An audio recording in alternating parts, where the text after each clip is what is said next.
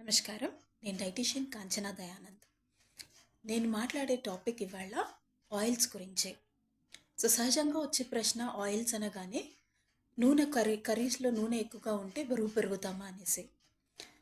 కారణం అదొక్కటి మాత్రము కాదు బరువు పెరగడానికి. దానివల్ల దానికి అనేక కారణాలుంటాయి.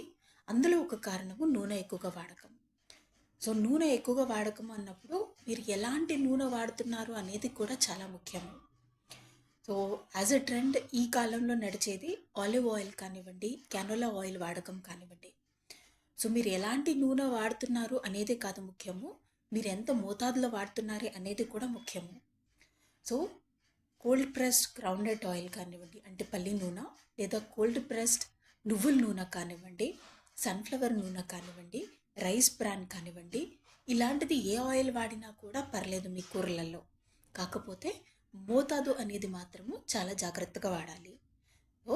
ఒక మనిషికి చూడపోతే నార్మల్ ఆయిల్ ఇంటేక్ అనేది ఒక కూరగరిటంత రోజు మొత్తంలో. ఆ రకంగా చూస్తే ఒక నెలకి 750 ml అనేది నార్మల్ ఇంటేక్ ఒక మనిషికి. మీ ఫ్యామిలీలో మీరు ఎంతమంది ఉన్నారో అంతమంది కూడా అదే రకంగా ఒక మనిషికి 30 ml అనేది లెక్క పెట్టుకుంటే రోజుకి మీరు ఎంత వాడాలి అనేది మీకు ఐడియా వస్తుంది.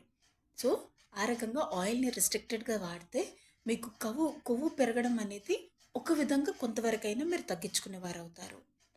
నెయ్యి వాడడము బరువు పెరిగిపోతామేమో, దానివల్ల ఎక్కువగా వెయిట్ వచ్చేస్తుందేమో, ఫ్యాట్ ఎక్కువ అయిపోతుందేమో, ఇలాంటిది అన్నీ మిత్ మాత్రము. నెయ్యి వాడటం వల్ల మీకు సహజంగా మీ స్కిన్ గ్లో పెరుగుతుంది, బొక్కలకి బలం అనేది వస్తుంది, ఇంకా ముఖ్యంగా చెప్పాలి అంటే పొట్ట తగ్గడం అనేది అవుతుంది.